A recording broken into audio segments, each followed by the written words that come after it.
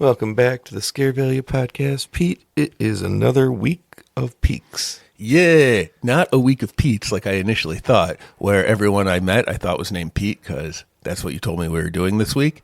So once I found out it was Peaks, I sat down and watched episodes 7 and 8. That's no good. Why? Because we wanted to do episodes 9 and 10. Well, I watched those too, but I had to watch 7 and 8 again because I figure that it's better that when we do these watch-alongs, I should watch it ahead of time first because I kind of want to know what's going on. I don't want to sit there listening to you talk. I want to listen to whatever's happening because, oh boy, a lot of stuff happened in 7 and 8. Well, we only have one other watch-along to come, and it's episodes 17 and 18. All right, so I got a while. By then, I'm assuming you'll want to see it ahead of time anyway because it'll be the end of the whole thing. I don't know. I did just watch these last 2 episodes this morning. Yeah, I know. How do you know? Well, how? If it wasn't for me just looking at the site we use and seeing that my copy was slowly making its way across this morning, when I got here, you were like, I want to talk about Twin Peaks. I want to talk about Twin Peaks. It's like, yeah, because you haven't had any time to process any of it because you just finished watching. Right. That would have been the best time to go start the episode because I would have just been firing questions. Now I've had a few hours, and guess what? You forgot everything. I forgot everything that happened. Well, that's all right because I'm going to give you a rewind. A blockbuster Be Kind rewind. People are watching a box. People are watching a box, Brian, and something happened too where it brought home the box again where I think somebody in the show. In episode 10. Does it? So we're not there yet. All right, well, all right. So I was right. It was a box reference again. And you'd be excited. You see the box again. Oh, yeah. But also, no, there was somebody, I feel like they were looking at us or talking to us. It might have been Jerry lost in the woods. Oh. He might have been like somehow talking to us as if he knew we were watching him. Because I think he's like Ben and Jerry's. Yeah. He's also the warrior. Yeah. The other guy's Ben, right? Yep. I never knew that before. I never put that together till right now. They're Ben and Jerry, like the ice cream people. Said it to your face on this podcast, and you reacted to it as if you understood the words coming out of my mouth. Do you understand the words that are coming out of my mouth? Remember that fun movie? Where they got Jackie Chan to say the N-word? I've never seen that movie. Well, that's part of it. Oh, boy. The 90s were a crazy time.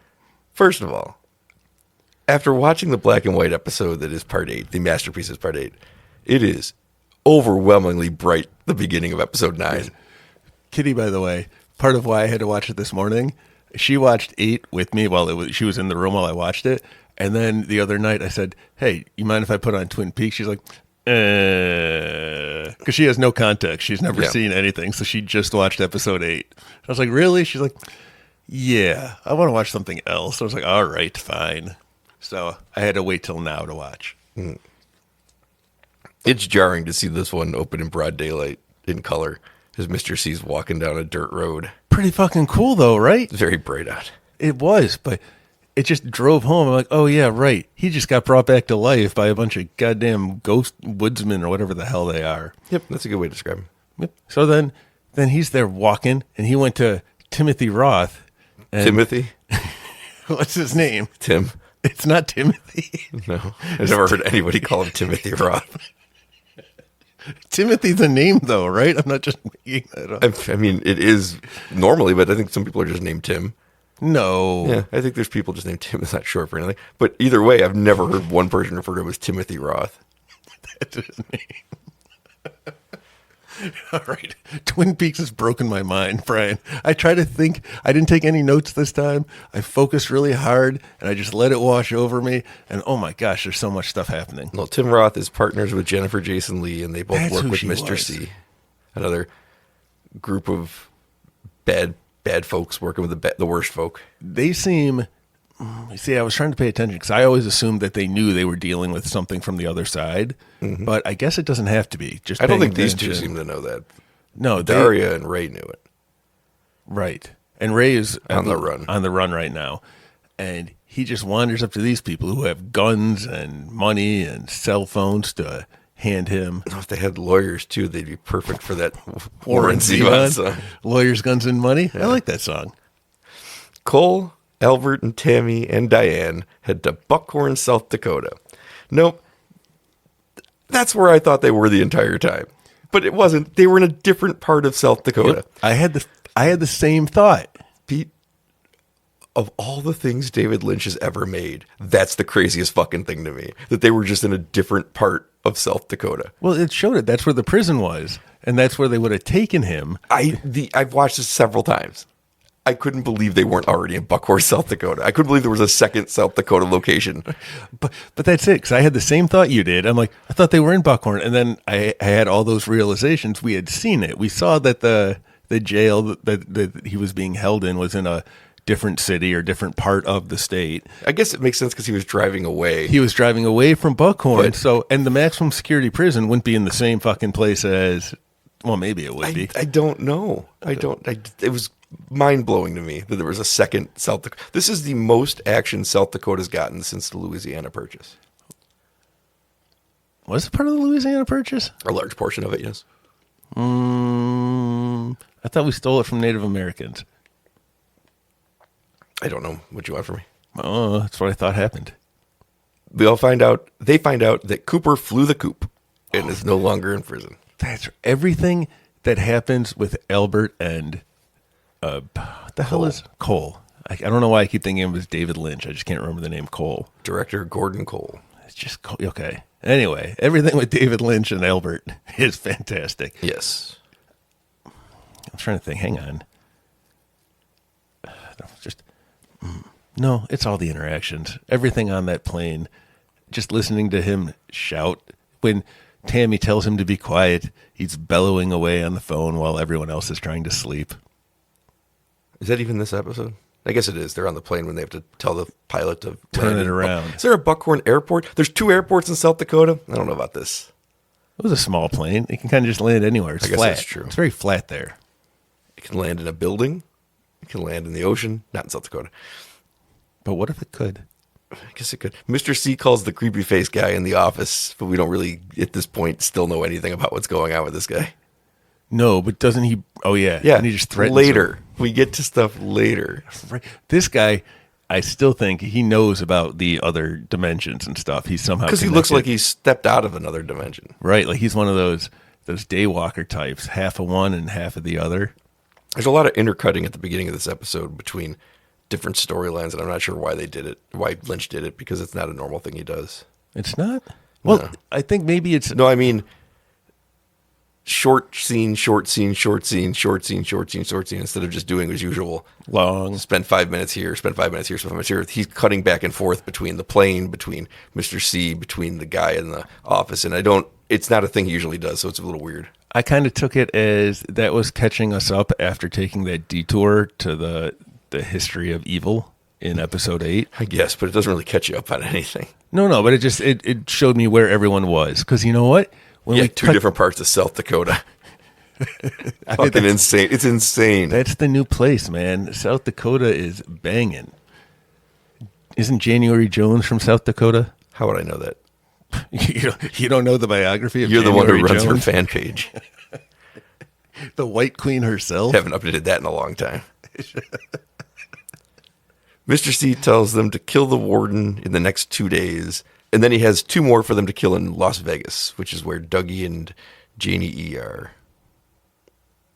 So I feel like you should prioritize killing Dougie, but whatever. Mr. C knows what he's doing, I guess. Do we know that it's Janie E that is the second target? I don't know who else it would be. I don't know either. I do know who else it would be. I can't tell you. Because that's what I'm wondering. I know a second person in Vegas who does get killed, so I don't want to get into that. Okay, that's fine. Because you know what? I kept questioning with where Dougie would come from, and you said 1997, and I'm like, he has no history before. In right. one of these episodes. They did. They finally, so this is a fact that is revealed that it's not just, like they've explained it in universe. The show itself recognizes that something can't just come into being and be there without some kind of background. And we learned that he was in a car accident. Yes. Dougie was. So that explains a lot of his slowness. Man, that Lynch, he's really good at revealing. Well, there's no real reason that these roles are played by actors stature of Jennifer Jason Leigh and Timothy Roth. But it's just, I think people just wanted to work with Lynch. Didn't care how small the role was, didn't care.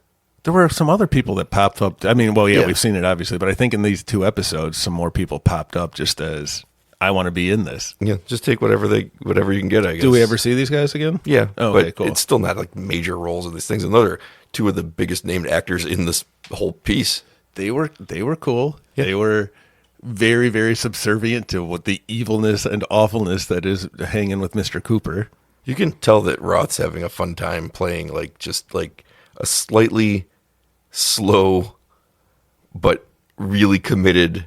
I think he might be from the South. He's all in on doing whatever character he's created. I like He's been it Roth. so infrequently too. He's just showed up now. I think he might be in one more episode, but he's having fun the whole time he's there. And it's fun. You can tell. That's the interactions with a lot of the characters are like that. It's people having fun. Yeah. The guys that are investigating Dougie's car blowing up interview his boss after the attempt on Dougie's life by Ike the Spike. And we find out Dougie's a little slow because he had a car accident before he even started working there a dozen years earlier. So there's that. But is that even true? Or because he wasn't even working there at the time, or is it just like what he was told to excuse Dougie being manufactured and not even being a real person? Yeah, who would have told him though? Janie E. She makes shit up all the time. Yeah, but what's her involvement? That's another question that we have to figure out. How does she know that she married? No, How do you know that? I know it. Is it going to be revealed later? Because she does have a bigger role. She's in on it. We've been over this. She's not in on it. We'll see. This is also where we learn that there's no record of Dougie Jones prior to 1997, which is when Mr. C would have manufactured him. Right. And then they all start laughing. Yes. Well, the one guy can't stop laughing. And then he does it for every other scene he's in. It's always him laughing. That's his entire purpose. I love it. That's it. Yeah. Wow. What an interesting character. We might never even see those people again. I don't really remember. Okay. But it's But there's another one, David Koechner. Like, Yeah. you want to do 2 days on Twin Peaks? Yep. right. So it seems there are some people who are almost struggling with trying to act the way that Lynch likes to get people to act, which is just kind of, I don't think there's a way that Lynch wants people to act. well, I guess just go. That's what I mean. Like having no direction. And then you have other people like Timothy Roth and Koechner who are enjoying it. Like you can tell that they are having a blast. By the way, the boss is played by Don Murray. I don't know who that is. He was acting all the way back in 1950, and he was the love interest for Marilyn Monroe in Bus Stop. That's how long that dude was acting. Of course, we know him best as Peggy Sue's father in Peggy Sue Got Married. Oh, I knew he looked familiar. Yeah, you saw him on set. I did, but he was pretty much looked like that. I mean, he looked 40 years younger than that, but Well, what is he in that? Like 70? that's the grandfather. Oh, this? Yeah. I don't know. Oh, He was like 80 something. that's too old. Yes, he's dead now. Good. Yeah, there you go. Did anyone survive this show? Because it seems like a lot of the people, because we see the log lady for a hot minute and I got sad. Laura Dern's still alive. Good. Madge and Max still alive. Okay. All right. Okay. So we got survivors. I'm naming them now. So Bill Pullman. He's hanging around somewhere.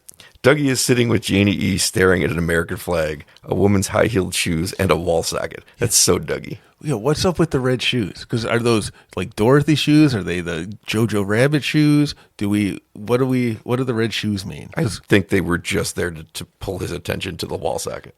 Yeah, that's what those other movies with red shoes say, and they always end up meaning Do something. you think that like the Spike's gonna wander in somewhere and there's gonna be shoes hanging by his head because this woman got hung? That's kind of what I'm going for.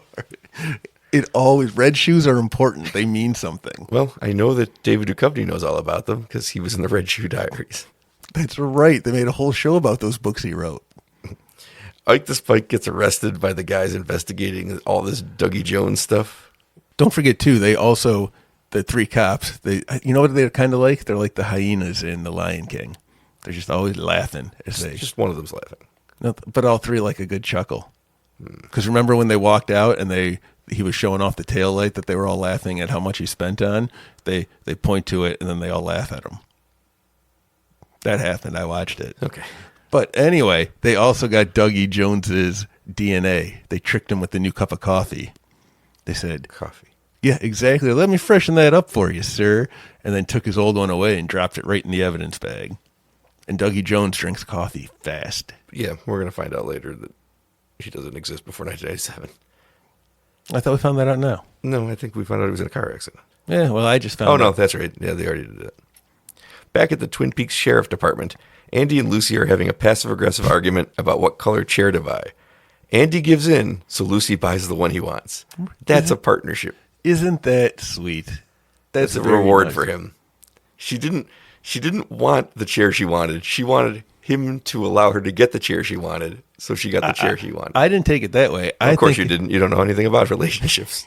I think it was a real argument, and it's utterly adorable how they argue. And then once he gave in and showed how much he loved her, that it wasn't worth it, she said, "You know what? No. I love him equally as much. So don't now think so. I can do it. That's what you know. What do you know? Because I don't think they're arguing about the chairs. I think the argument for him, the argument's about the chairs. For her, the argument's about, I can't believe he's arguing with me about the chair. So once he gives up that argument, she doesn't care which chair she got. She told him, I like this one. He's like, well, I like this. And she's like, wait a minute. I can't believe he's arguing with me about the chair. That's the argument she wants to win. But she wins that argument. Chairs are important. They aren't. You think? This is the chair is actually the literal name of the episode if you use the episode titles. I did not. Okay. Sometimes every time they take a piece of dialogue from the episode and it's the subtitle, not even a subtitle. It's an alternate title for the episodes. This one is, this is the chair. Next one is Laura is the one. The one what? And number 8 was gotta like. That was a good line. Gotta I like. kept saying that to Kitty. She's like, I don't think she cared. It had no effect on her. Well, I'll tell you what, why don't you argue with her about chair colors and see. I would. You're allowed to give your opinion on furniture that you have to deal with for the I next just think little that while. from Lucy's perspective, the argument she was having was not about which chair they were going to get. It was about the fact that he was arguing about the chair.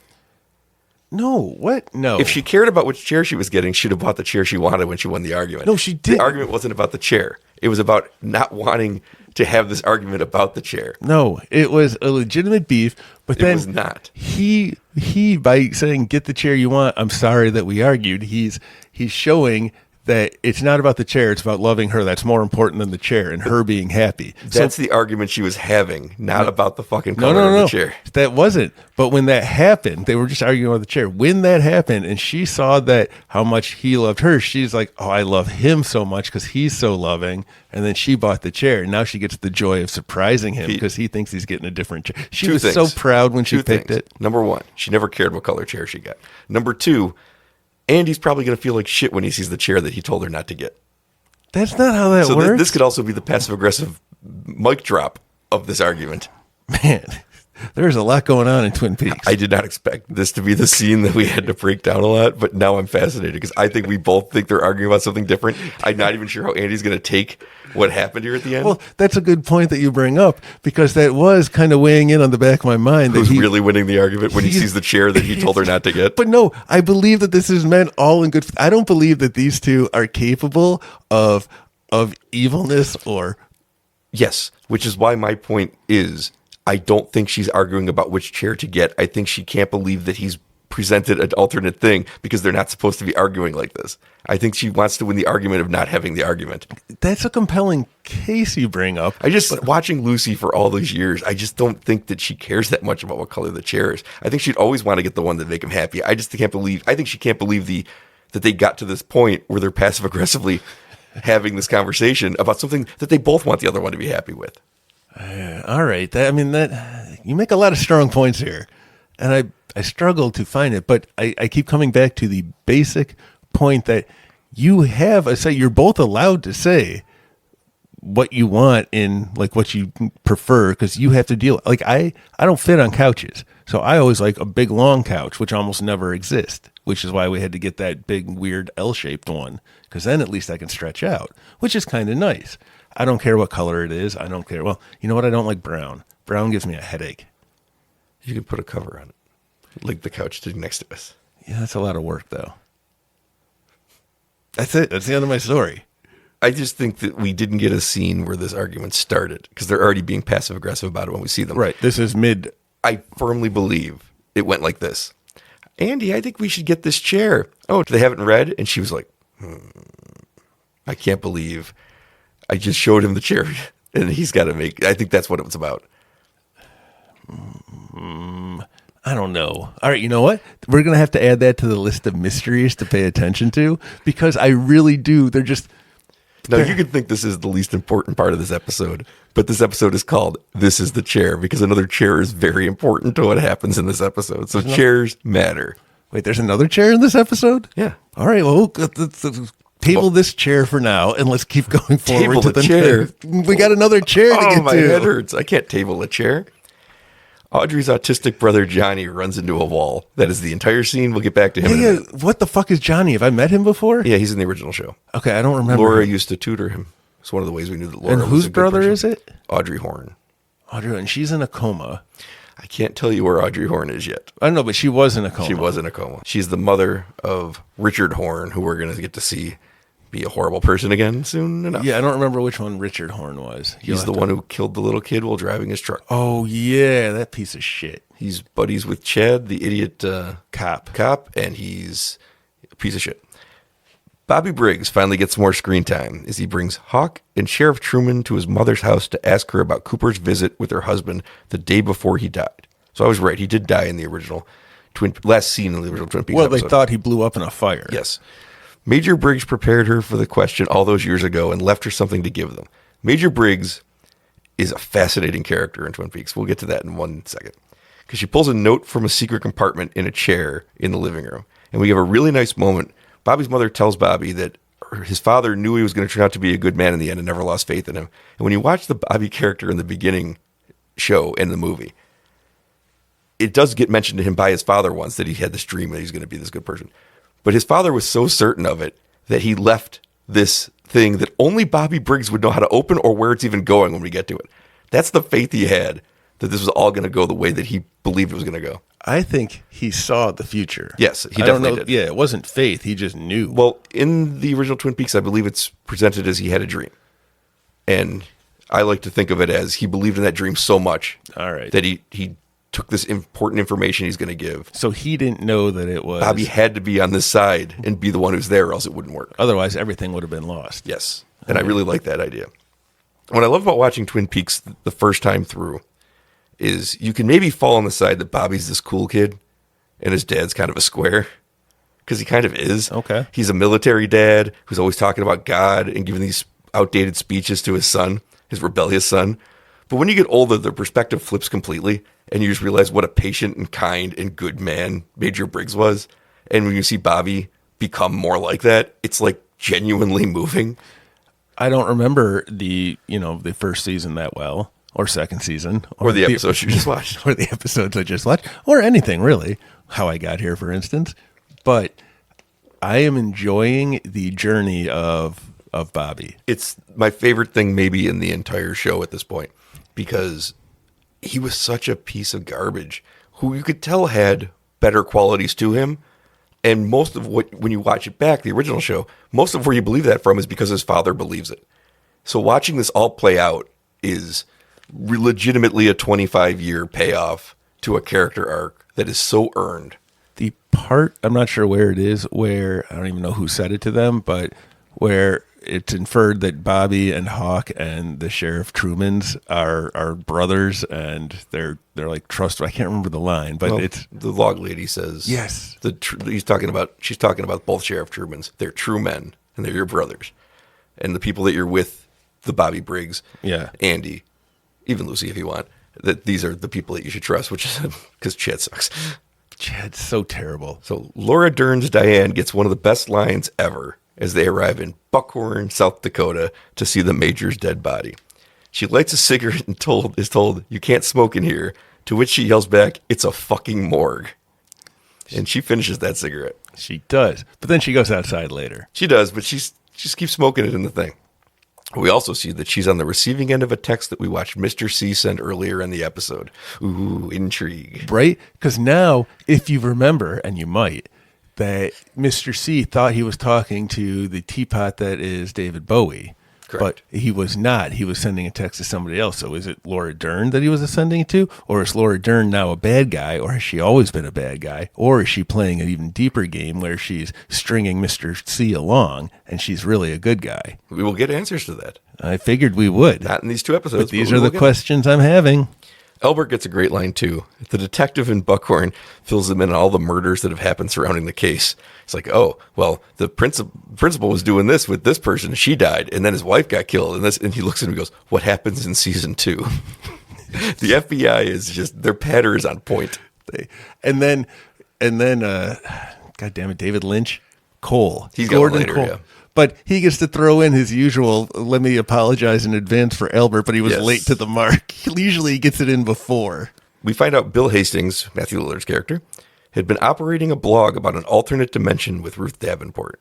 His last blog entry claims they met the Major. They also find out about the ring in the stomach and ask to speak to Bill Hastings. So things are starting to tighten together. Mm-hmm. Because this whole Ruth Davenport, Bill Hastings thing, which seems to not connect to anything, is now suddenly very connected to alternate reality, Major Briggs, Dougie and Janie E. It's all tightening in ways that don't make sense yet and might not make sense in the end, but it's all coming together. Well, so when they're talking to Lillard, when they go talk to him, which we'll get to. Okay, well, that's what I want to talk about now. All right. First, Jerry Horn remains stuck in the woods and his foot is telling him it's not his foot. That was fucking awesome. Who hasn't this happened to? He has been out there. Oh, day and night have come and gone. Oh, it's fantastic.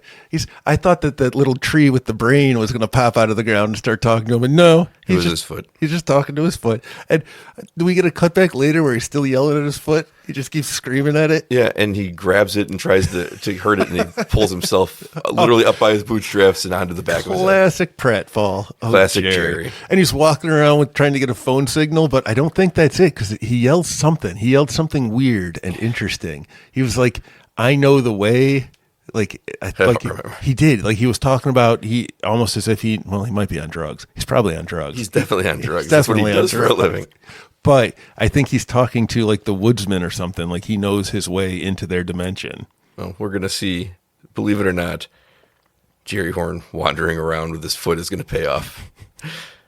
Chad is eating his lunch in the conference room when Sheriff Truman comes in and kicks his ass out of there. And I kind of fist pumped. I was so happy to see somebody just put Chad in his place for a second. He is such a sullen fuck. Like he's just miserable. I could not stand to work with somebody like that. Good for him. What a great actor. Chad? Yeah. No. I hate him so much. I just fucking hate him. They open the note that Bobby's dad left, and there's a whole thing about this, but I just gonna skip it because I don't even know what was going on here. No, it was a little trick thing that could only open a certain way, and the only person beating it against the ground repeatedly. Like I could have figured that out too.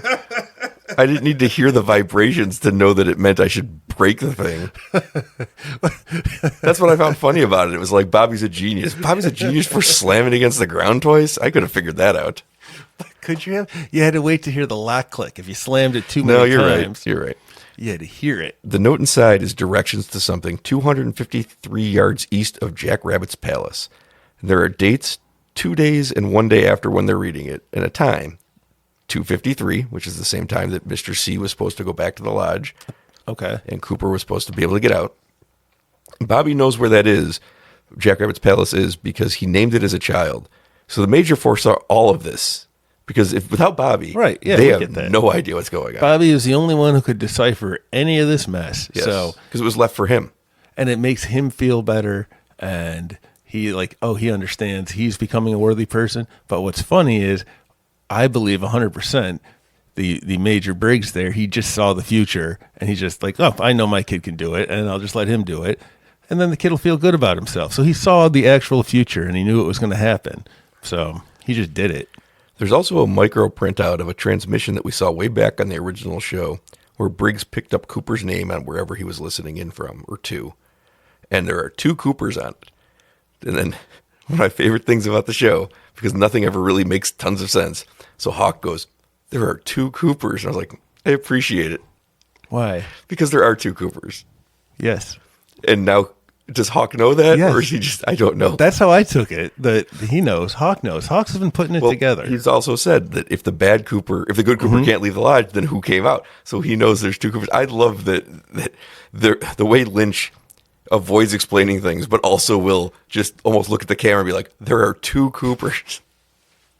Because it comes up again, too, the two Cooper thing. Yes. Cole shares a cigarette with Diane, much to Tammy's disapproval since he was supposed to have quit. I don't think that's her place. to give him that side eye. I don't know their relationship. I love Tammy because a lot of what she does is just standing around waiting for something to happen. Because what else would you do in that role? She's the junior person around the director and like the most established field agent, Albert. And she's nothing she can do. She can't lead a conversation. She can't even ask questions about most things. I really enjoy her performance as just awkwardly standing there waiting. Yeah, especially in that scene right there with. But then they give her something to do because she gets to interview Bill Hastings. Oh yeah, it was her who got to do it. He's not holding up very well. No, Matthew Lillard, who I once suspected to be Bill Pullman. I thought you were going to say you once suspected him to be the Scream Killer. I did once suspect. I assumed everyone was the Scream Killer at one point. That's how you solve a crime. Accuse everybody. But he is not, in fact, Bill Pullman. He's just a guy who got too close to the other dimension, which had specific locations and stuff, just like the ones that we found in the note.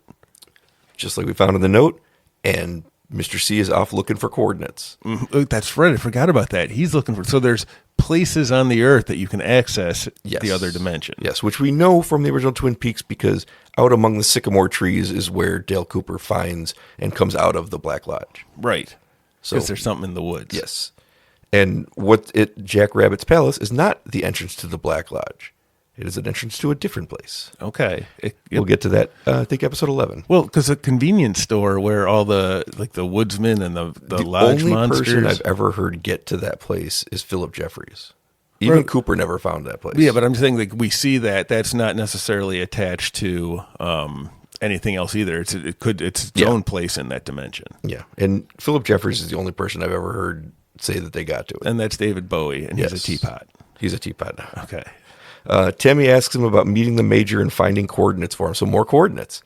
Major Briggs in his other realm, because they found this body. He's the same age he would have been when he disappeared. He's supposed to be in his 70s. He's in his 40s.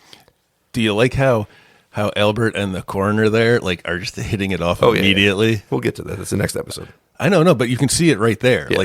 I knew right away. I'm like, oh my, I like this. I was shipping them like that. It's a pretty good George Takei. Oh my. Oh my. The kids do it. He was on Scooby-Doo once. He correctly identifies a picture of Major Briggs, and he said he gave them the numbers he was looking for, and he started to float up, said the name Cooper twice, and then his head disappeared. Everything's tying together. And they're using it. They're using a character that isn't in the show because the actor had died to tie everything together, which is nice.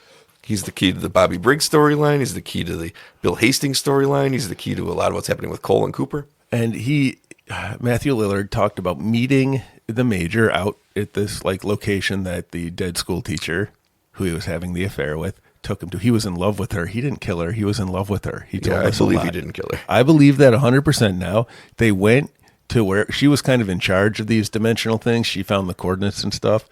Took him out there. They met the Major. He said he was hibernating or some such, and there were lots of other people.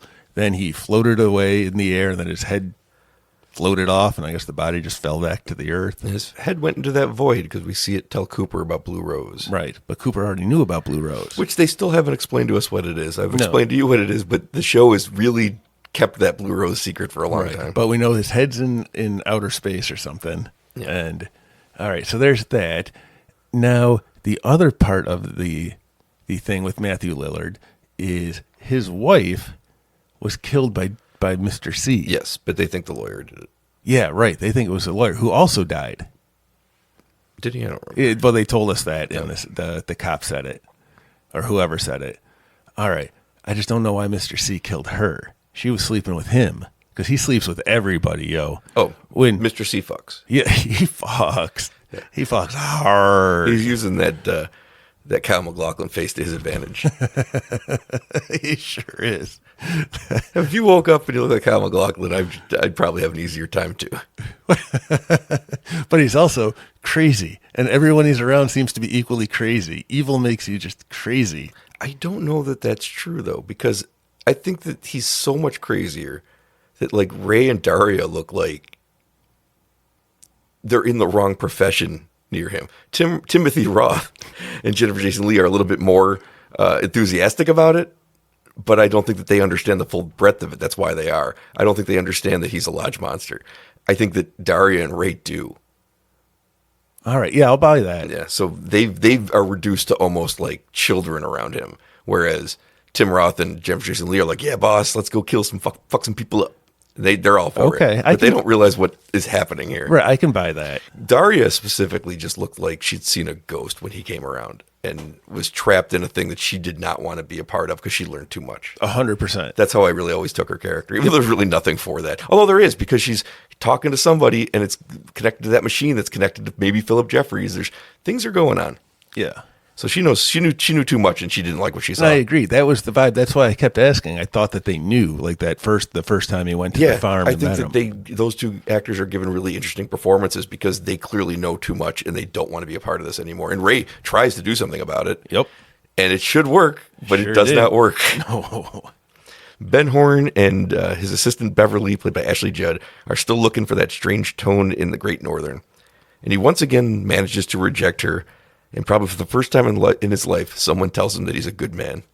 Because he was not a good man. No, he was a terrible person. Right. And we're supposed to like him now? I don't think so. I think you're supposed to respect how hard he's actually trying to not be that person anymore. And if he's actually gone the last 25 years since he turned over that new leaf in season 2, good for him. Maybe. Another musician plays at the Roadhouse while characters we've never seen talk about things that have nothing to do with the show we've been watching. Yeah. This is where these things start getting... I wonder what this means, because it seems like it has to mean something. That guy running in and asking about Billy. Yeah. This whole conversation about nothing. Nothing. Because it's not looking in on Twin Peaks people. We still haven't even seen Big Ed yet. Who's Big Ed? Big Ed is the one who's married to Nadine, and he's in love with the woman who owns the R&R diner.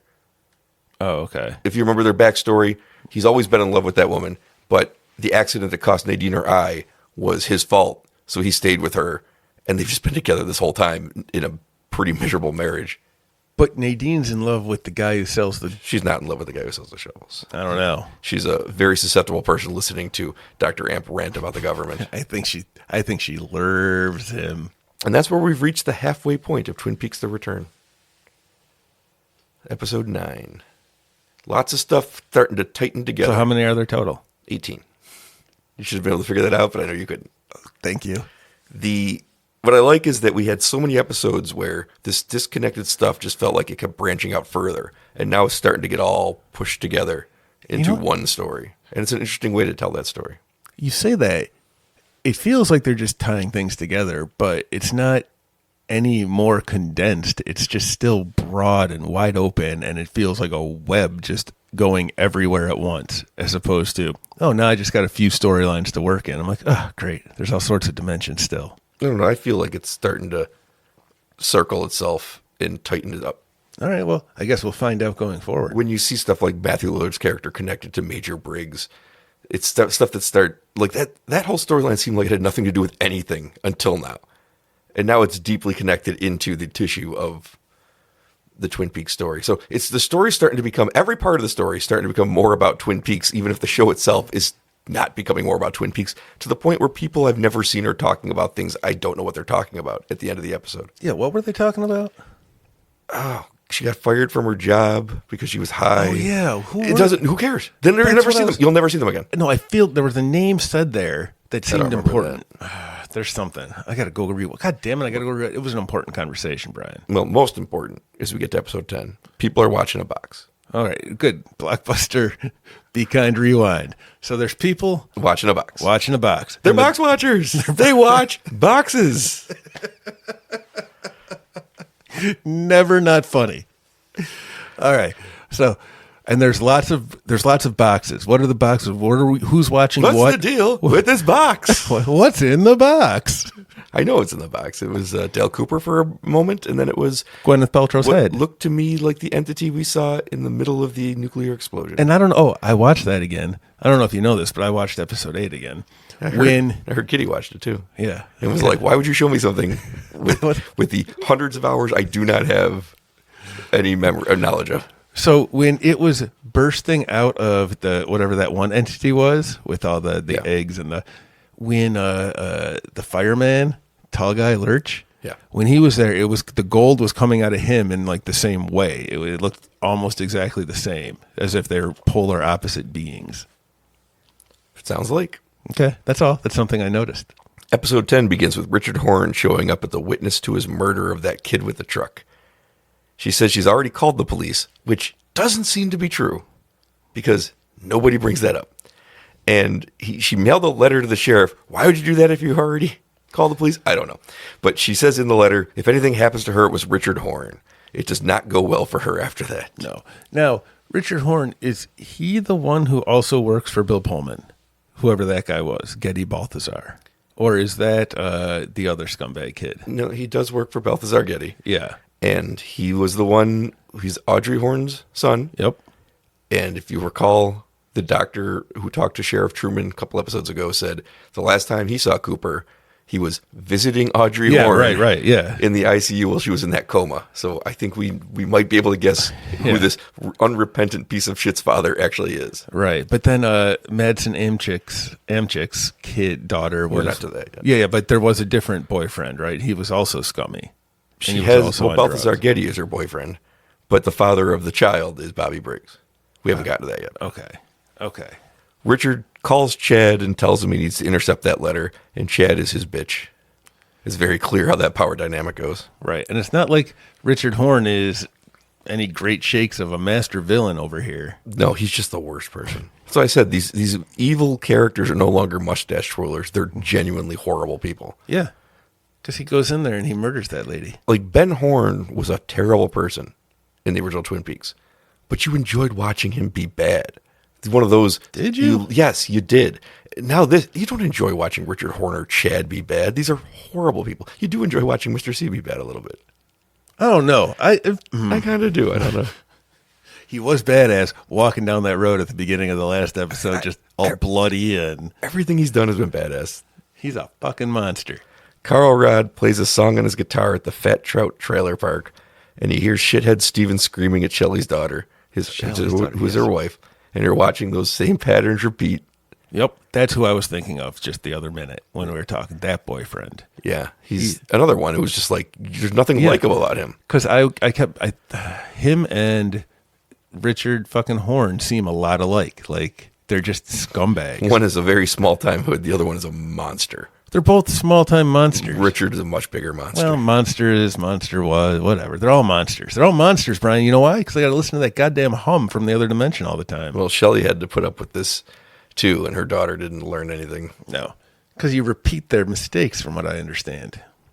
Yeah, it sucks because, she seems like an innocent person, and Shelley seemed like an innocent person, and, it sucks. But I guess that's life, right? Yeah, fun times. Then we're back with the Mitchum brothers and their odd showgirl cohorts. Yeah, you know what? I like the Mitchum brothers. I'm on the Mitchum brothers' side. Boy. Well, Candy's trying to kill a fly. And she ends up hitting non-Jim Belushi, Robert Never, with the remote control very hard in the face. And then she cannot recover from her sadness over the situation. Her just chasing the fly. Well, I could have watched that for quite some time. I don't know who the actor is. We did watch it for quite some time. I could have watched it longer. She was amazing. She's one of my favorite parts of the whole show, but I never figured out why or what she was supposed to be. I would like to see her get with Dougie Jones, though. Oh, my God. That's the best ship yet. They could just sit and have dinner and never talk and just be in love forever. How would they no, because no one could prepare the food. Like, they would just sit there until they starved to death. They would. Together. They would. They are a perfect pair. Oh, my God. Yes. This is my new favorite thing. They see the news report of Dougie fending off Ike the Spike and his subsequent arrest. Of course, they know him as Mr. Jackpots, having taken their casino for a fortune. What did he shout again?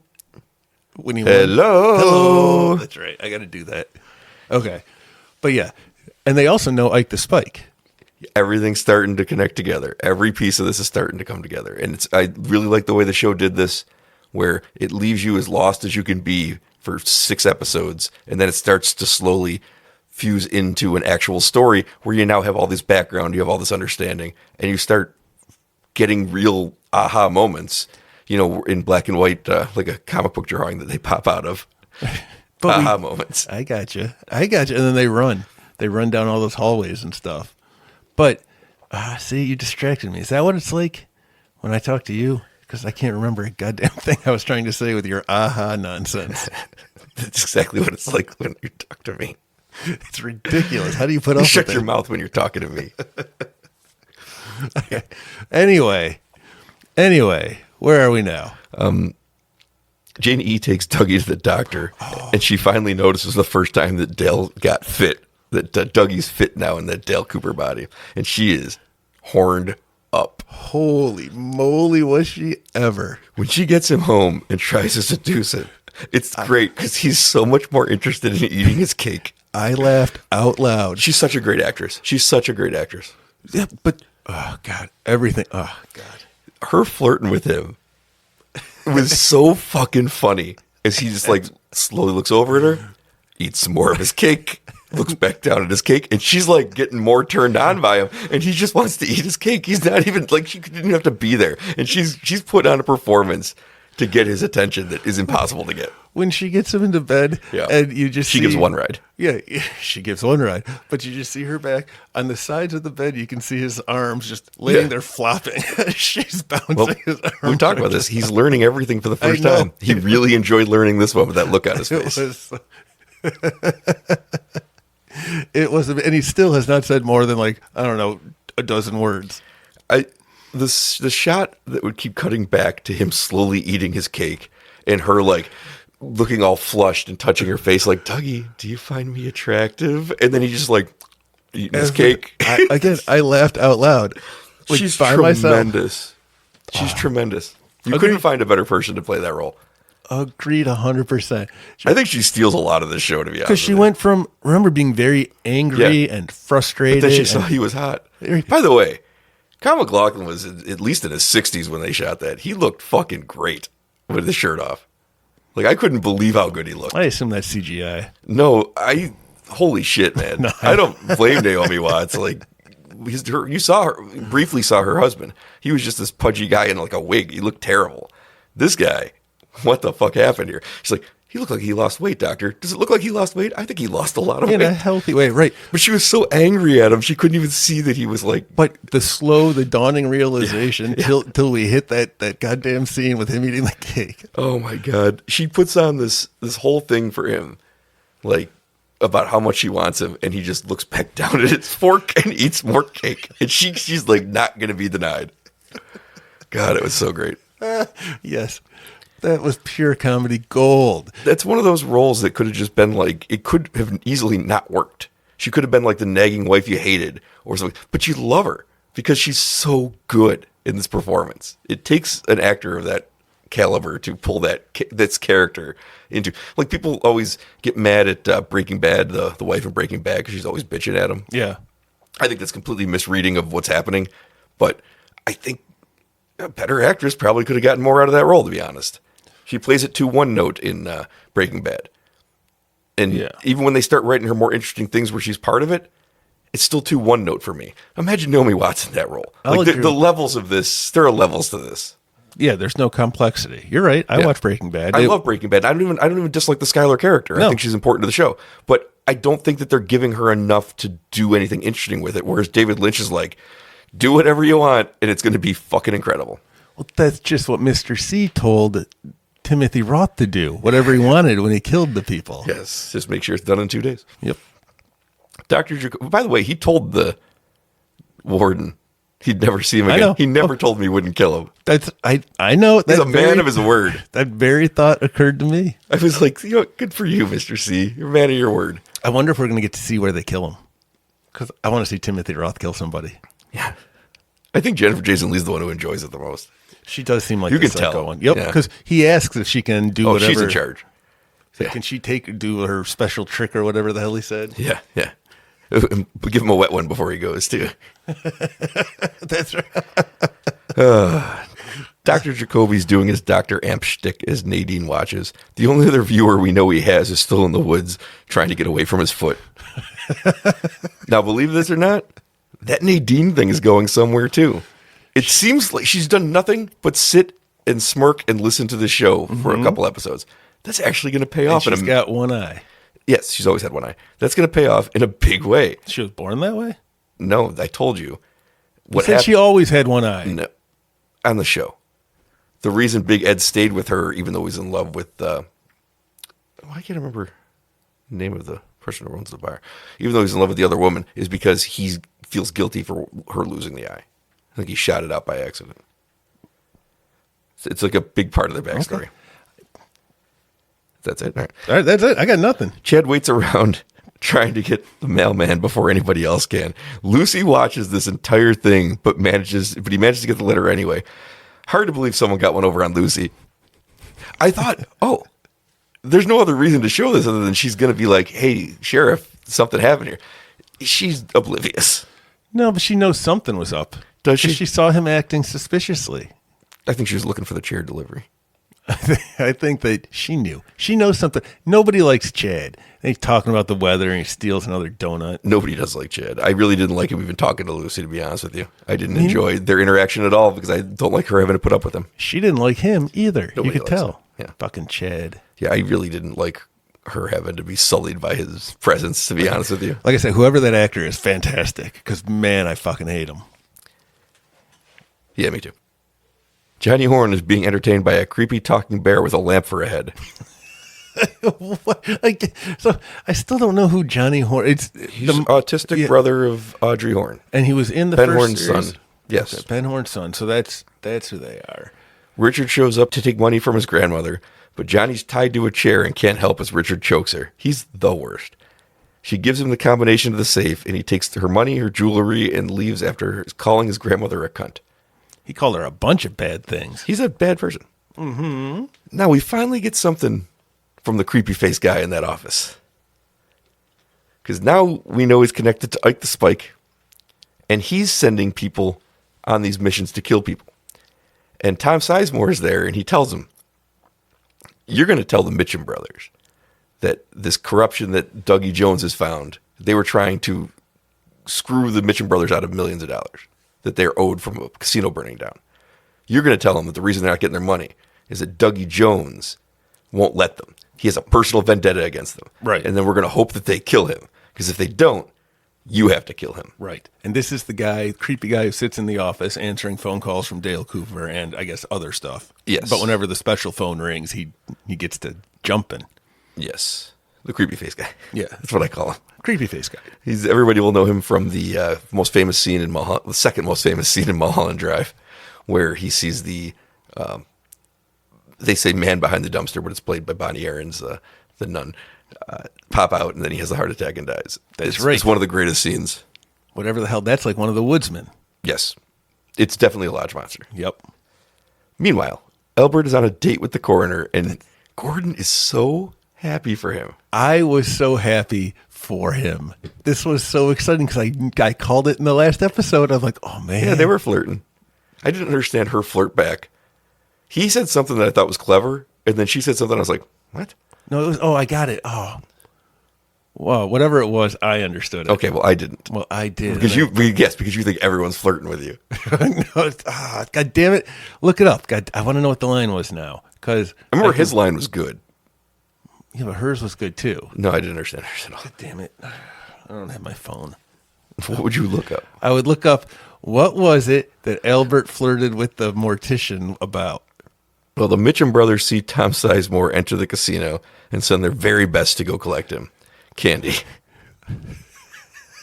Who's the most useful of the three is something you always have to remember when you're watching Candy operate. She's the most useful of the three. The other two, I don't think even speak a word. Remember how I said I laughed out loud a lot when we were watching Naomi Watts try to flirt with Dougie Jones? Well, trying to get Candy to do anything and every interaction I love so much. Of course, she can't remember what she's supposed to do the whole way there and just starts chatting with him for a long time as the Mitchum brothers watch. And then eventually, after the longest time you could possibly wait, go, what is she doing? Robert Knepper is up to here with her.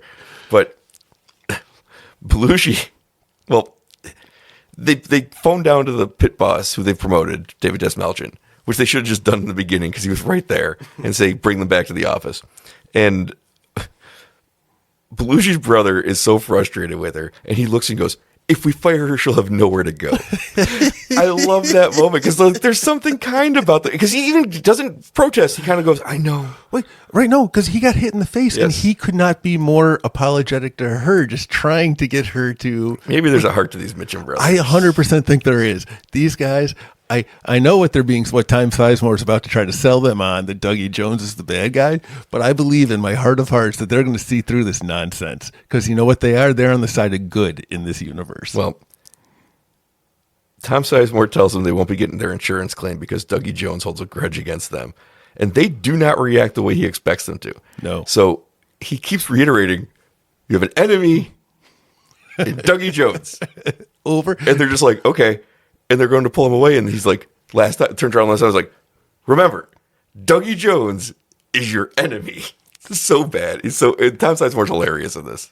He is. He seems just like a beaten down scumbag. Yes. Like a lot of low level crooks around here. Yep. I think, like I said, Candy and Dougie should be together. This scene really hammered home as she loses concentration on everything just immediately. Having to call her name so many times and just watching her lose the thought. Like, just the thought is she's been given what to do. Her explanation, what were you talking about for so long? Air conditioning. How lucky we are to have air conditioning. Right, how hot it is. And when you think back to what she was doing on screen, a lot of hand gestures, like showing where the airflow comes from. It's so funny. Pointing out vents, I'm sure. It's so funny. Cole answers a knock at his door and sees a vision of Laura Palmer. Is that who that was? I thought so. He hears Sarah Palmer calling Laura's name, which is something you should keep in the back of your mind. That is a moment from the pilot episode of Twin Peaks where Laura is already dead and Sarah calls upstairs thinking she's in bed and yells out, Laura, it's going to come back. Okay. It's going to come back in a way that might be as important as anything in the show. Okay. So they give us another hearing of it here to remind us. All right. So a ghost of Laura with her mom calling her. Gotcha. Albert is the one actually at the door, and he informs Cole about the text Diane received and her encrypted reply telling Mr. C that they're planning on taking Bill Hastings to the site he claims to have seen the other dimension. So she's clearly, whether it's against her will or part of her plan, working with Mr. C. Yeah, that's what's happening right now. Yes. And after Lynch shared a cigarette with her, and like it seemed like he was breaking down her hostility. He said, I knew it when she hugged me. There's something wrong with her. And I don't know what, and they don't know what. And we don't even know if Mr. C holds a lot of power over a lot of people. It doesn't make you a bad person, and it doesn't seem like she's gung-ho about the things that she's doing in the first place. Right. And we saw when they were face-to-face, it did not look like she was performatively not terrified of him. But she's helping the worst person that she can help. I think there's a plan. I think she's going to get her vengeance. I think it's coming. Tammy arrives and connects Mr. C to the murders in New York City of the people watching the box. Because one of those little recordings that they were taking, one of the very first ones, has Mr. C standing there. Yes, in front of the box. Which will be the second photograph they have of him in the last 25 years. That's right. Ben Horn gets a call from his ex-wife about the attack by Richard. She demands he send more money. He breaks down and asks Ashley Judd to dinner after all. So he's not married anymore. It's more about not wanting to take advantage of these young people. Although Ashley Judd's not young. Like, the age difference is there, but I mean, it's not like when someone's in their 50s and someone's in their 70s that fucking matters at all. I think it's more about her being an employee. Is Ashley Judd in her 50s? She has to be by now. She was a star in the early 90s. Yeah, so was Ben Savage. He was a child when he was a star. He was a child star. A child who's a star. He's a child star.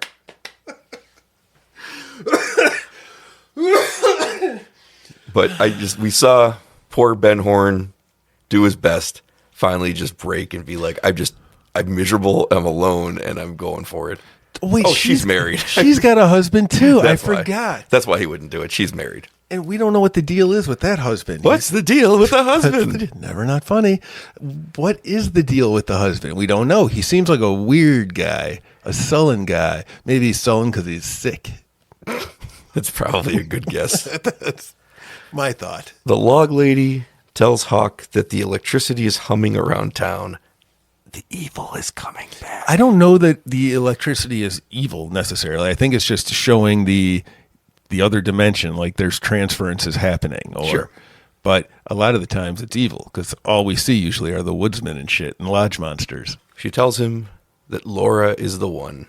Even this is getting tied closer together to something now because we saw an apparition of Laura. Mm-hmm. Laura is being name dropped by the log lady. We saw her get sent to Earth in a golden globe. But we don't know what the one is. Oh, we know it's Laura. Well, we know it's Laura, but we don't know what that means. No, not yet. Well, don't we? We saw the thing in episode 8 where it's a direct counter to the evil butt of It Bob. seems like the log lady could figure. But we just don't know how that's going to help or what that's going to do. We don't know yet. No. Back at the Roadhouse, another musical act is on stage to bring the episode to an end. Moby is playing guitar. Is that who that dumb motherfucker was? He had a song along when he was breaking out, maybe, that used the Twin Peaks theme. That was one of his first, I think, hits. So I think I knew that. He's been connected to this for a while, I guess. The song is sung. A woman sings a song that was co-written by David Lynch. Okay. I saw it in the credits because I watched the credits. Who else did Carpenter? His wife did music, right? Who? John Carpenter. John Carpenter and his son do music. His son. Okay.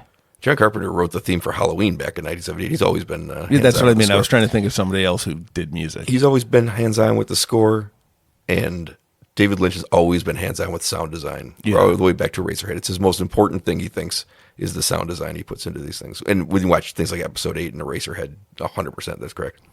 So the episode, the 2 episodes really started tying some things together in a way that they weren't being tied together before. We'd get little reveals, but now all these reveals are starting to connect South Dakota to the FBI, to Dougie Jones in Las Vegas, to Mr. C's house or a box that people were watching in New York City. Everything's starting to come together. Now, we went back to the Mitchum brothers after, and they were talking. I didn't follow. Were they angry? They were. They just didn't want to show the guy. So they're like, this guy robs our casino, basically. Yep. Screws us out of millions of dollars. And they're like, they're going to find out if he's really doing these things to them. And I don't think that they're going to put an immediate hit out on him, but they're definitely on the side of... Right. Okay, that's what I thought. This guy's a loser, this Tom Sizemore, but he probably told us the truth because all these bad things keep happening, and they keep happening, But they don't like Tom Sizemore either, so I think... they don't like Tom Sizemore. I think they're going to realize... No one does. I think they're going to find out, because there's clearly good and evil in this universe. Yes, and what did I keep saying about these Richard Horns and Becky's husband? These are not mustache twirlers. The Mitchum brothers kind of are mustache twirlers, so they're much more likable than the bad guys we're seeing, but they may not even be bad guys. No, that's just it. I think that they are on the side of good. They are human. There's no taint of the other dimension in any of them. If we fire her, she'll have nowhere to go. Right, that's what I mean. I know. They are good people. It's just, this is what you do as a human. You sometimes get involved in organized crime, I guess. They're really funny characters. They are, because they know Ike the Spike. They know things. They put hits on people. They do bad things, but... But what did I tell you a couple episodes ago? Like, they're not really around Dougie Jones or Dale Cooper yet, but one of the things that makes Twin Peaks so great is that the people that hang around with that energy, we get to start seeing the best versions of them. And I'm just saying that's what's going to happen, I think. Because everyone that comes into contact with... Look at Janie E. Right. Although it's because that bod was so fit. Still, she's much happier now than she was when Dougie first walked through that door. She sure is. It's just this energy that the Cooper has which is why the son of a bitch. The real evil in Twin Peaks is that the body that Bob is possessing is the one that is so good. Now you think that has some kind of... Well, just think though what we know Bob's done to Diane and to Audrey Horne, people who loved him, people who trusted him, and being in that body allowed him to do the most unthinkable things to the people who trusted him the most. It's really what I like about how they tied in the end of the show, the original show, where he's taken over by Bob. And 25 years later, we don't have to see the things he did because we see the reactions to the people that he did them to. Right. I think David Lynch has got a future in this storytelling thing. Yeah, I think I think he doesn't, but I think he's going places. I can't wait to see what he does next. I hope he went to a good place. because I'm a big fan of his work. And this is, I think, his magnum opus because it's tying together everything Twin Peaks-like, but even his other stuff, you see hints of all his work in here. Because it is. They went to the Eraserhead universe. Definitely. You saw him on the Lost Highway. You saw been him on the at the Lost Mulholland Highway. Drive place. Right, because the Lost Highway definitely takes you places. I saw Richard Farnsworth drive his tractor by. No, but you know who his brother was going to visit was? The guy that plays Carl Philo Rudd. Farnsworth. No, Carl Rudd is the brother that he was going to see. I don't know who that is. Carl Rudd, the guy who saw the kid get hit by the truck. You know, the Fat Trout Trailer Park. Okay. Harry Dean that Stanton. guy. Yeah. Harry Dean Stanton. Why didn't you say so? That I would have I known. never remember his name the first time around. It's Okay. 3 names. It's harder to remember. Who's the other guy who was Al in Quantum Leap? Dean Stockwell.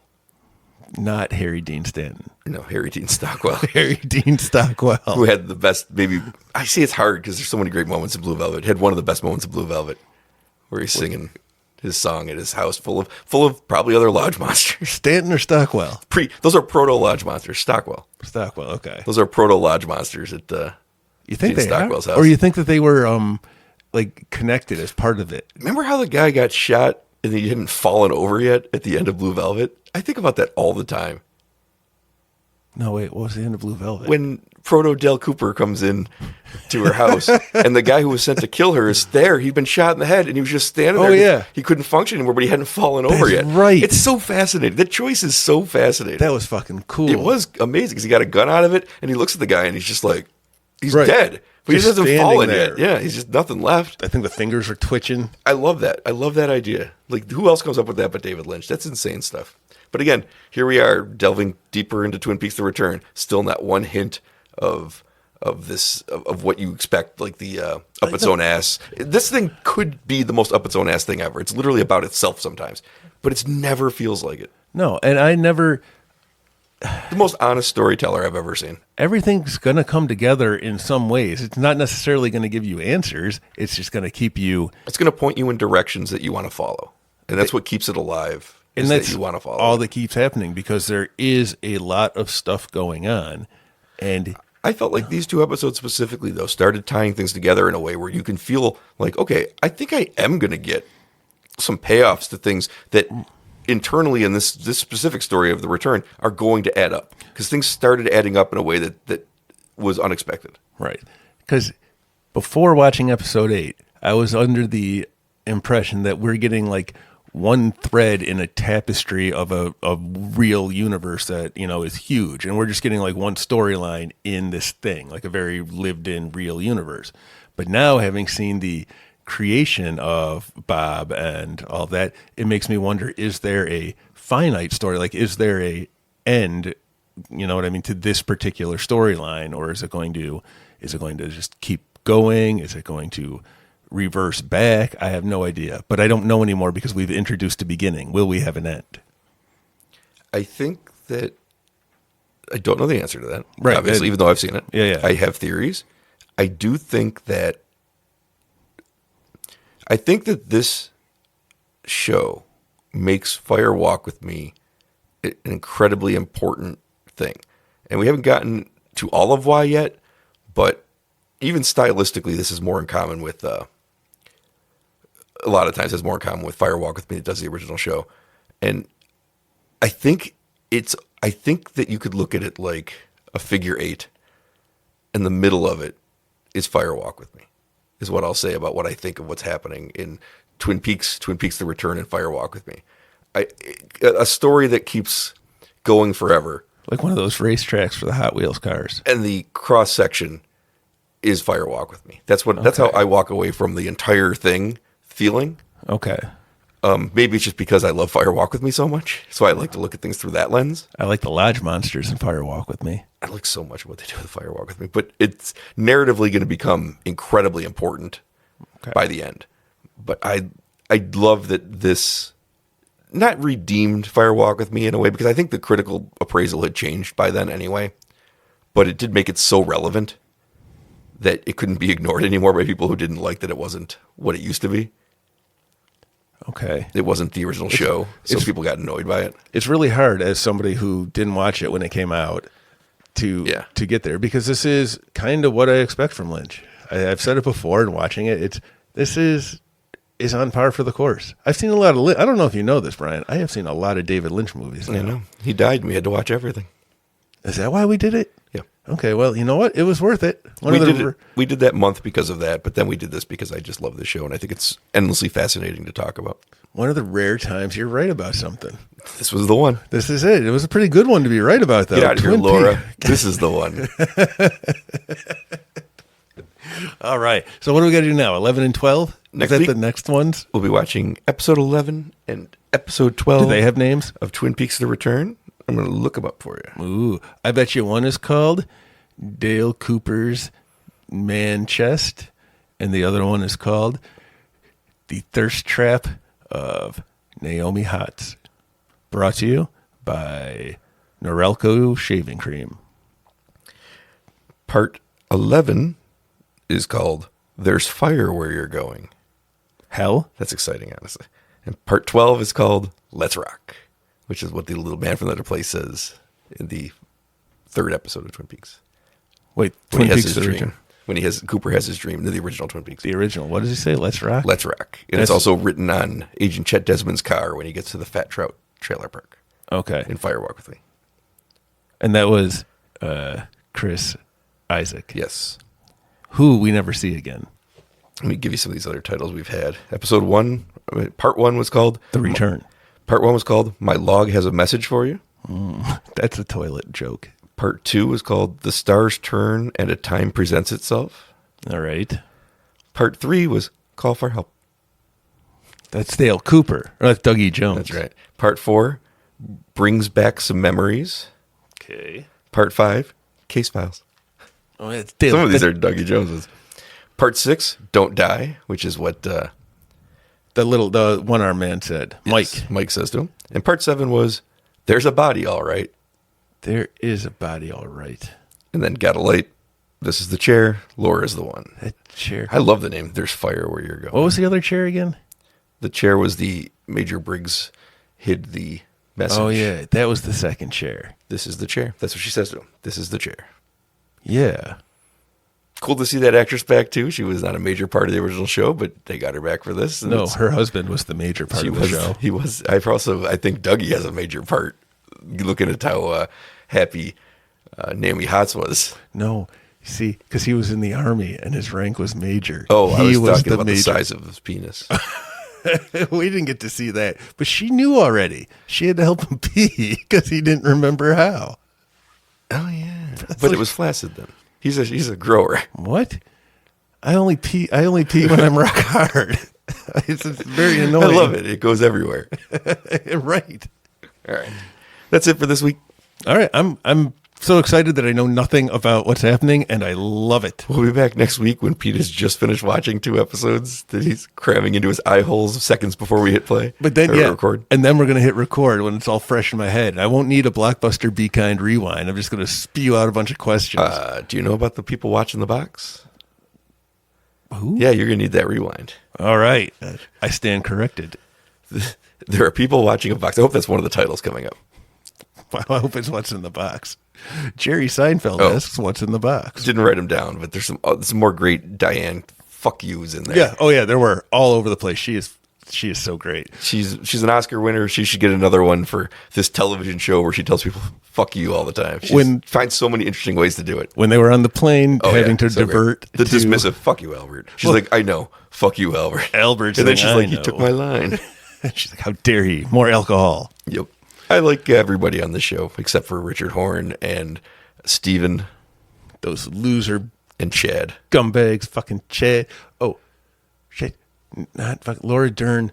Whatever outfit she had on when they were there, I loved it. I want that outfit. It had like 3 colors in the collar because she had like probably layers or something. Now that he's gone, I really like to look at the show and just think of how cool it was that he's sharing scenes with Kyle MacLachlan. He's sharing scenes with Miguel Ferrer. He's sharing scenes with Laura Dern. He doesn't get to share scenes with Naomi Hotz, but she's getting to work with him again. I really enjoy that he got the whole band back together. Yeah. And I just think about that, the little man from another place and how he didn't want to be in it because he was mad at it. And like, what a thing to miss out on. What a thing to miss out on, honestly. What was he mad about? Who remembers? I know. But now he's a tree. No, he's a tree. And there's an evil tree as well. Yes, and that jump scare he has when he's fighting like this bike is way better with a tree. So sorry, little man, you got outacted by a tree. But how could you be like, no, I'm not going to do it? Like, what are you talking about? You're not going to do it. Who knows? All right, next week, episodes part 11 and part 12 as we continue our journey slowly back to Twin Peaks. We're still barely in Twin Peaks. No, we're not, are we? We get some sheriff stuff. No. Which, by the way, there's a whole thing to talk about there one day about how there's still the sheriff station and Andy and Hawk. Yeah. And the new Sheriff Truman and Lucy, and they're still doing their thing, and Bobby Briggs is part of that now. But there's that back room that's like... what I mean. That's why I thought it was the FBI. That's what I mean. It's like a whole headquarters for like a real big city place. Everything's at odds in Twin Peaks to me. Everything's at odds. You have the people telling stories we don't know. You have the person asking about Billy. And then you have the still slow charm. It's still there, but it seems like it's just a facade now for like the real world operating around it. And I don't know if that really matters or if it is important or if it goes anywhere. But that back room scene a couple of episodes ago where you see the whole police station it's a high-tech, modern police department. Where is that even happening in here? That doesn't seem at all Twin Peaks. But we saw Chad in both, so it must be. And I find it as an interesting thing. There's still, the face of it still looks the same, but what's happening behind it is not the same anymore. It's probably like those old-timey houses that are historical registry places, and there's a big gift shop attached to the back, and you just kind of like wander through, and then, oh, look, here we are in the gift shop. I know that we're really locked in on this because we spent the longest time debating what the argument they were having about a chair that never comes back was about. That's how he gets you. I think that's going to be the crux of this whole show. This is the chair. We'll find out. They're the good ones. They'll never be corrupted. No, they won't. They're the purest, I think. I agree. There's a very clear... That's why I didn't like seeing Chad talking to her. There's very clear things that are human and things that have been touched by the other dimension. Usually the Bob stuff, the lodge monsters have had their fingers in a lot of human pies over the years. And I think that the Mitchum brothers are untainted by the lodge monsters. They're just human. They're definitely just human. And they're going to get to hang around Dougie Jones a little bit. And you know what happens. You know what happens. Oh, I'm so excited. I'm so excited for all of this. All right. I'm going to go watch it now. No, you're not. Yeah, I am. You're going to watch it in 1 week. Well, if you get out of here fast enough, my kids won't be home and I can get started. You won't watch it. We'll see. That'll be your special time. I'm gonna think of Kyle MacLachlan. You're gonna go back and watch that at the doctor's office. You're gonna pretend you're going back to see what the coroner and Albert were flirting about, but you're gonna stop at the doctor's visit. I am, and then I'm gonna reenact the Naomi Watts parts. I'm like, Dougie, and I'll like start playing with my hair. I'm sure Kyle MacLachlan's always been in good shape, but you know that he like worked out extra for that because it's very impressive for his age. I wouldn't. I just have CGI that motherfucker. No, he was like, I got to get a scene where I take my shirt off. Well, yes, it's like in all the superhero movies. Take her shirt off. I don't think Naomi Watts had to act that hard in that scene either, to be honest with you. I like that immediately. She's still annoyed at this point. So the scene starts and she's not even noticing yet. It's like takes the doctor pointing out he lost weight and she looks at him and she's like, what? But not even right away either. No. Like I said, like we said earlier, it is a master performance. Yeah, she's incredible. She steals so much of this show, I think. But, all right. We'll see you next week for Twin Peaks The Return, Part 11 and Part 12. This is our first 4 digits. I guess that's right. If you don't count zeros. I know. Okay. I know. Or you can count zeros all the time because they don't add up. Then I could put like 20 zeros in front of each number. And you could put a billion, gazillion, infinite number of zeros in front of a number. And it doesn't change the number. Okay, well then fine. We'll do that for every number. We'll use up all the trees on Earth. Paper. I use paper. Oh, you're going to write them down? Yeah. How else would you do it? See, now you're never going to watch the episode. You're going to be writing zeros all week. All right. I don't know. Free Ike the Spike. No, he seems to be a bad guy. Maybe not, though. I don't know. He seems to have his own thing going on. It's his job, man. Right. He's just following orders. He said he was going on vacation. Yeah. Right. He's a contract killer, and the cops knew who he was. Yeah, it's a job. I don't think he might not be. Oh, but he works for the weird face guy, creepy face guy, right? Yeah, I don't trust that creepy face guy. So he's probably tainted by the lodge monsters, but maybe he wants out. He seems sympathetic for a serial killer. It's just a job, man. It's just a job. You know, you can't be held responsible for what you're told to do. That's what I heard in 1945. Yeah, 1945 was all about that. They let them all go, right? Famously. They got the one guy. He shot Famously. himself, and they were like, "Oh, you guys can go." Pretty sure that's right. I'm pretty sure that's right. I think they all came here, and they now are part of our society. I was just doing my job defense was the gold defense until Shaggy had his. It was just following orders. I don't know that the trial went their way. Well, it did up until it wasn't me. That was now the new gold standard. That was the one Nazi who got away It wasn't me. from the Nuremberg trials. They were all like, "I'm just following orders," and the last guy goes, "It wasn't me," and they're like, "Oh, Those you are the can rules. go." Those are the rules, man. That's right. I don't know who taught those dirty Nazis that, but And that man's name was Fred Trump. We'll see you next week.